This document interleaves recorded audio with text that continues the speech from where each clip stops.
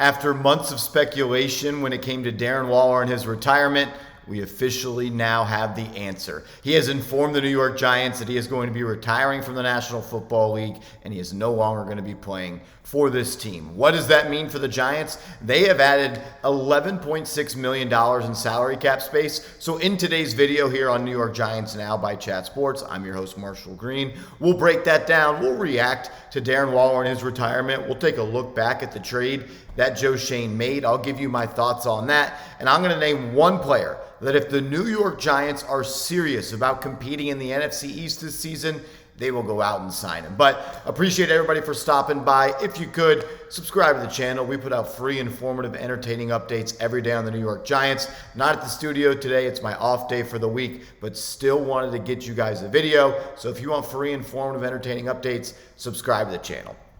Alrighty, Darren Waller, he retires from the NFL, not going to play for the New York Giants this year. The Giants say we have great respect for Darren Waller as a person and player. We wish him nothing but the best. And really, this is unfortunate for both sides. Like, if you're Darren Waller, you were hoping that a trade to the New York Giants was going to be a new door in your career in the NFL. You leave the Las Vegas Raiders, you were bothered and really derailed your career by injuries. You hope with the New York Giants, where you have an amazing training camp.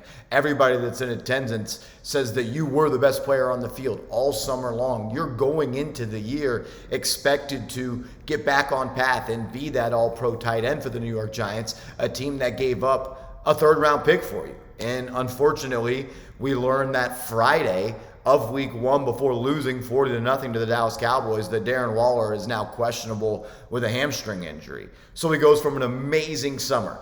Every beat reporter there, every person that there talks about how good Darren Waller looked, to we get him for 12 games this season where, to be honest with you, he was actually pretty good for the New York Giants. Nothing eye-popping, nothing where you look at it and we're like, this was the guy we were hoping we were getting, but he really was pretty solid. I mean, by the time that the New York Giants played the Jets, he led the NFL out of tight ends in receiving yards. And that's just about as unfortunate as it gets for the New York Giants. And you knew that that was going to be a part of this trade, having to overcome injuries. And he played 12 games, had 552 yards, 1 touchdown, had like 40 or 50 catches, something like that. But it's unfortunate.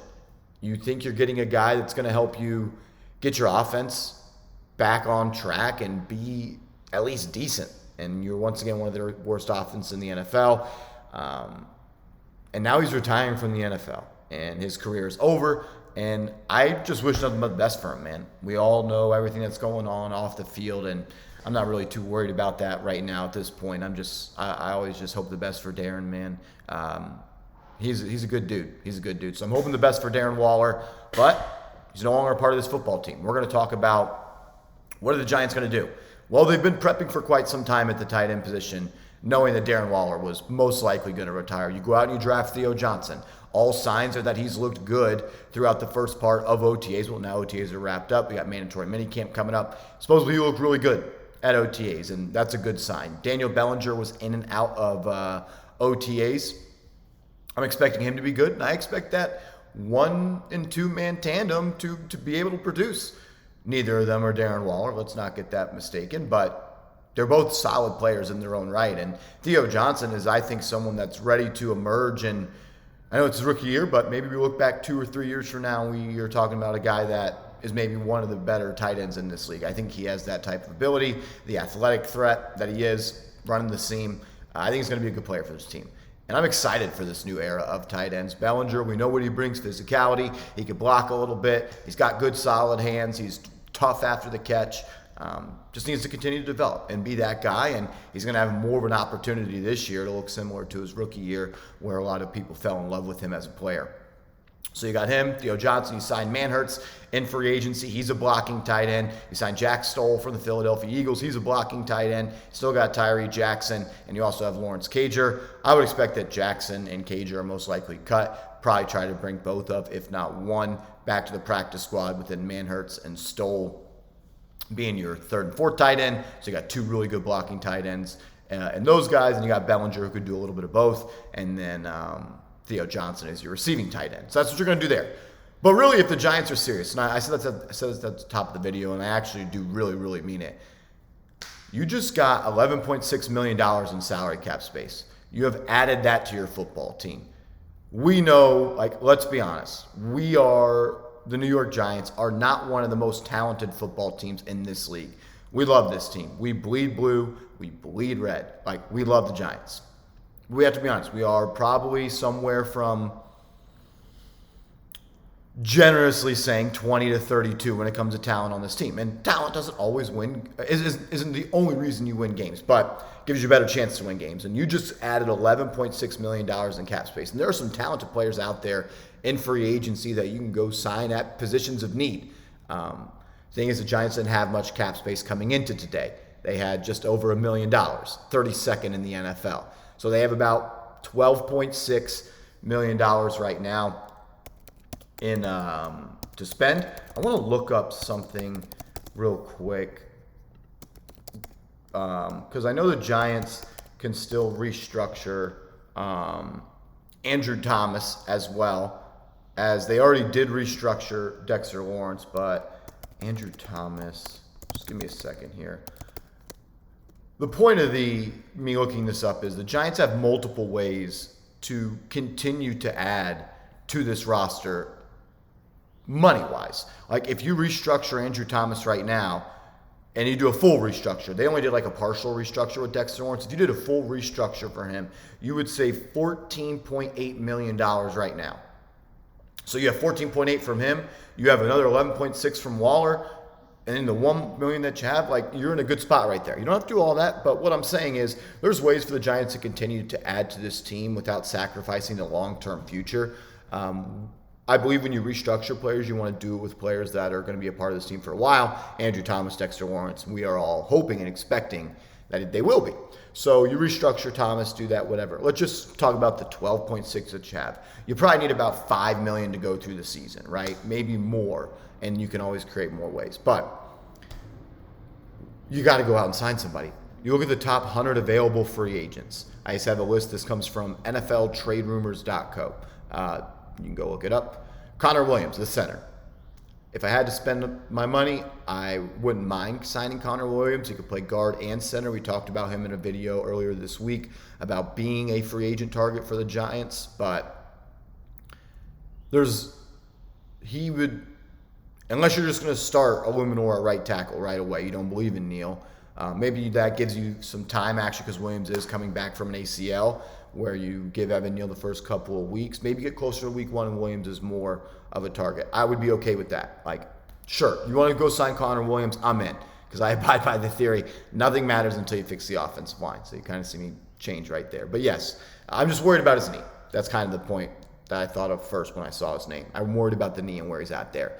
Xavier Howard, I still think he's a really good football player. Not sure with what's going on off the field. So we're just going to ignore him for now. Justin Simmons. Look, Giants secondary is extremely young. I like the upside of the guys they got. I believe in Belton. I believe in Pennock. And I think Newman is going to be a player in this league. That's three guys right there. Simmons is a good player. If you think that you need a guy at safety, yeah, go out and sign Justin Simmons. But the number one player I would go out and sign is Stephon Gilmore. I know there's a lot of people like Marshall wants to go play for a contender. And you know what? At 33 years old for Gilmore, I agree with you. He probably wants to go out and play for a contender. But if I'm the New York Giants, I have a major need at secondary. I don't remember if it was Pro Football Focus or if it was another publication that recently put out a ranking for secondaries. And they had the Giants as the worst secondary in the NFL. I don't believe that to be true, but I do believe that they have a lack of talent right there. Deonte Banks is your cornerback one. I thought he had some really good moments as a rookie, and I also thought he looked like a rookie at times. I'm expecting him to be much better his second year, but I think adding a guy like Gilmore that could play on the opposite side of him, be that veteran, be a mentor, be a leader, and overall a really good football player at a position in need, I think that could really benefit the New York Giants. We are a team that's going to be, if the Giants are winning games this year, like a lot of them, I predicted their record, I think 7-10 in my record prediction video the day the schedule dropped, and I'm still sitting around 7-10. If this team wants to win 8 games, 9 games, 10 games, They're going to have to do it because they are one of the best defensive teams in the NFL. And that starts with Dexter Lawrence and Brian Burns and Kayvon Thibodeau and Bobby Okereke and Micah McFadden and Pinnock and Newbin being a stud and Deonte Banks taking a step. Like, those guys need to be really good. So if you could add Gilmore as well, where you have a legit corner that's going to go to the Hall of Fame one day, and you got Deonte Banks learning from him, and you know Shane Bowen's going to run with multiple safeties at the same time while bringing, strong blitz packages and really trying to get home with just 4 or 5 players, and you can cover on the back end. I think the run defense is going to be better. I think Gilmore really takes this defense from good to having the potential to be top 5, top 6, top 7 in the NFL. And that's the way the Giants are going to win games this year. So if I'm the Giants, I am on the phone right now with Stephon Gilmore's agent, doing whatever it takes to get him here. That's if you're trying to win games this year. I don't know. I'm not going to say the Giants aren't trying to win games, but I don't know if they're trying to win games at all costs. And that's how you should be entering every NFL season, in my opinion. Trying to win games at all costs, because you never know what can happen. Another corner, Steven Nelson, the corner from Houston, solid player as well. Would not mind the Giants looking at him. Same position. I don't think he's nearly as talented as Gilmore. I know Gilmore's a little bit older. Nelson's 31 as well. I'd be ecstatic if they brought in Steven Nelson as well. Some other guys on this list: Corey Davis, DJ Humphries, Charles Leno, Quandre Diggs, Eddie Jackson. We've talked as well about Patrick Peterson, a veteran corner I'd like to see the Giants bring in. I don't think they'd call Adoree Jackson again. I just don't think that's going to be something that they look at. Maybe you want to go sign another edge. Maybe Oh, nice. I'm getting an ad. Love that. Let's mute that as I mute it. There we go. All right, we're back. Trying to figure this at-home stuff out. But if you want to go sign Calais Campbell, he'd be up there for me as well. I think your interior defensive line could use a boost of talent. And I think Calais Campbell could do that. If you want to get crazy with it, what about Dave Bakhtiari? And you say, you know what, Evan Neal? We don't have time for you to go out there and fail. That's not going to happen, but I'd probably do it. Yannick Ngakoue, he's got talent, getting older, didn't play great last year, but could still produce in a supplementary role. Rasheem Green, an edge from Chicago. I like him as well. Carl Lawson's still out there. There's some talent out there. And that's really just what I want to get to at this point is Giants now have $12+ million in cap space. They can go out and add someone that could make a difference to this team.